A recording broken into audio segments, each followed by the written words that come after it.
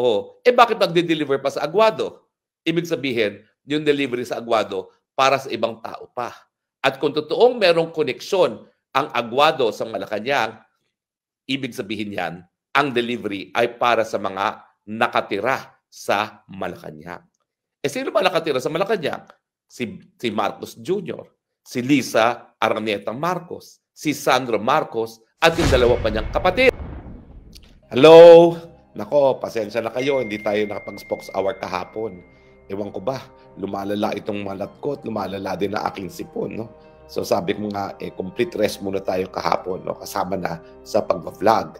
Pero ngayon, balik na naman tayo dahil talaga naman pong na-high blood pressure tayo nang narinig natin ang mga pinagsasabi nung dalawang testigo sa Blue Ribbon Committee sa Senado kahapon.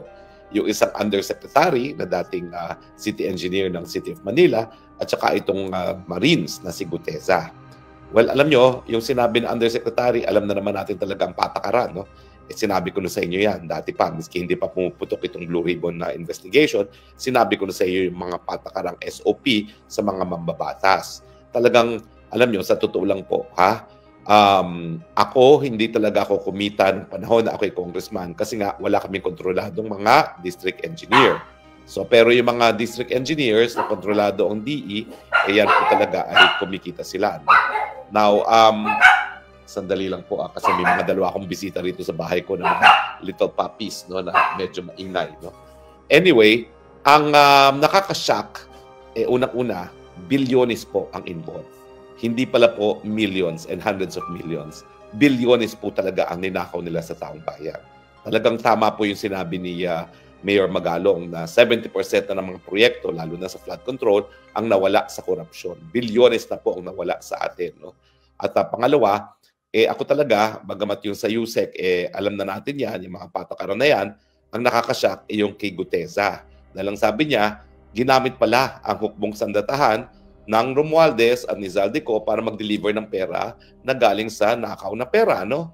Yan po ay dineliver niya sa BGC, sa mga bahay sa Forbes, sa Nara, sa McKinley, at meron pa pong isa, ang sinabi niya, Aguado. Now, ano ba yung Aguado niyan? Alam nyo, nung panahon ng COVID at sinasarado ni Martin Andanar ang new executive building kung nasaan ang aking opisina at opisina ng PCOO, hindi naman po pwede hindi kami magbo-broadcast dahil panahon nga ng COVID. Mas importante na magpakalat na impormasyon tungkol sa COVID. No? So, minabuti namin na kung isasarado ang new executive building, doon kami mismo sa harapan ng new executive building na Aguado na pag-aari ng mga Romualdez. Siyempre po, humingi kami ng permiso kay Martin Romualdez at ibinigay naman.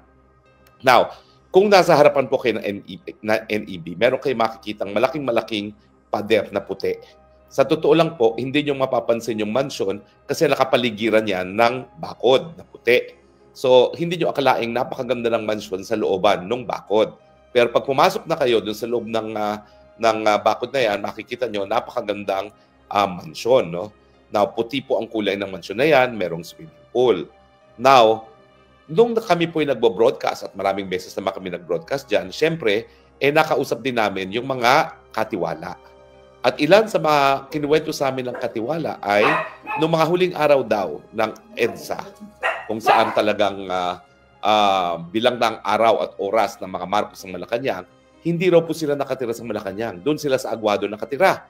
At iniisa-isa pa nga namin ang kwarto kung saan tumira ang diktador na si Marcos Sr., saan nakatira si Aimee, saan nakatira si Irene at si Imelda, no? Dahil hiwalay pala sila ng kwarto. Now, isa pang sinabi ng caretaker, meron daw koneksyon ang Aguado sa Malacanang. Kaya nga, miski sila ay nakatira na sa Aguado, hindi halata na hindi sila umaalis ng palasyo. Kaya ang akala ng buong Pilipinas, nasa loob lang ng palasyo mga Marcoses, pero meron daw koneksyon ang Aguado sa Malacanang kung saan sila dumadaan. Now, I admit, hindi ko nakita yung koneksyon na yan dahil ayaw naman ipakita ng mga katiwala. No? Pero sinabi lang nila na meron daw koneksyon. Kaya ng mga huling araw ng EDSA, akalain lang natin nasa Malacanang sila pero actually nasa Aguado. No? Now, anong significance niyan?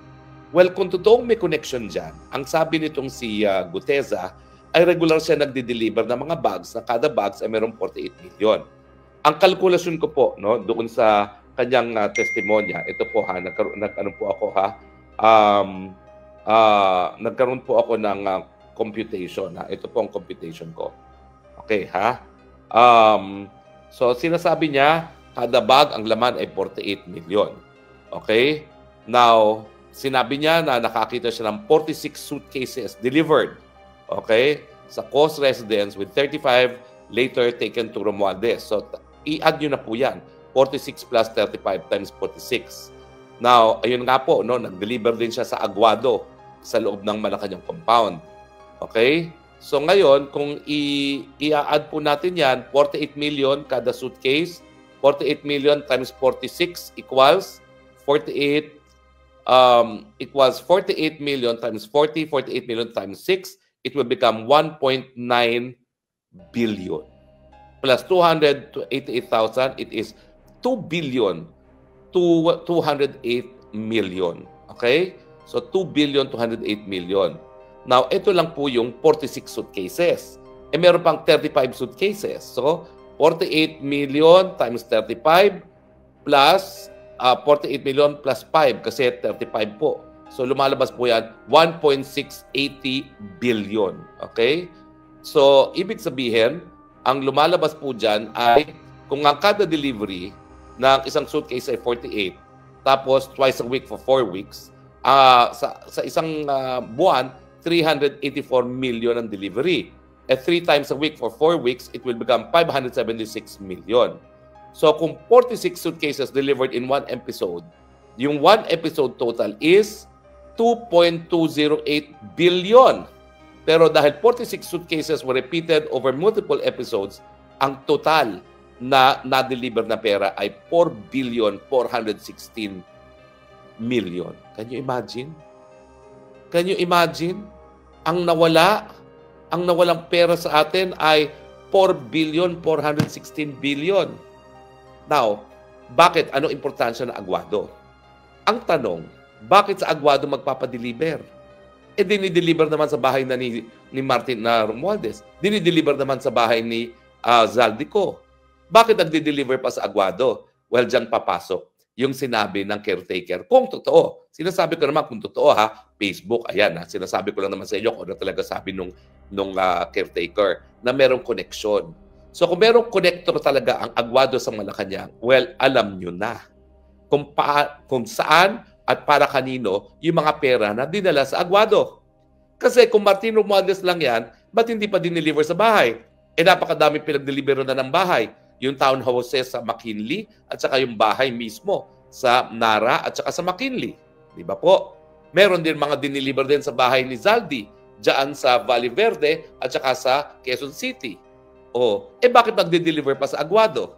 Ibig sabihin, yung delivery sa Aguado para sa ibang tao pa. At kung totoong merong koneksyon ang Aguado sa Malacanang, ibig sabihin yan, ang delivery ay para sa mga nakatira sa Malacanang. Eh sino ba nakatira sa Malacanang? Si Marcos Jr., si Lisa Araneta Marcos, si Sandro Marcos, at yung dalawa pa niyang kapatid.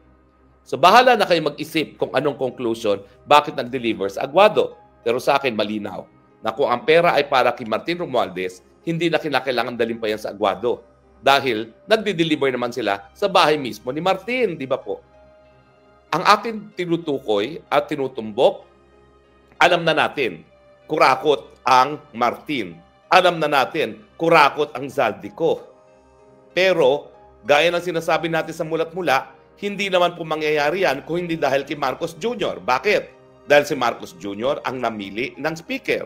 Yan naman po talaga ang katotohanan sa politika ng Pilipinas. Walang tao na magiging speaker na hindi gugustuhin ng presidente. Una. Pangalawa, si Marcos Jr. naman ang nagsusumite ng budget na binago ng mga kongresista para sila ay kumita.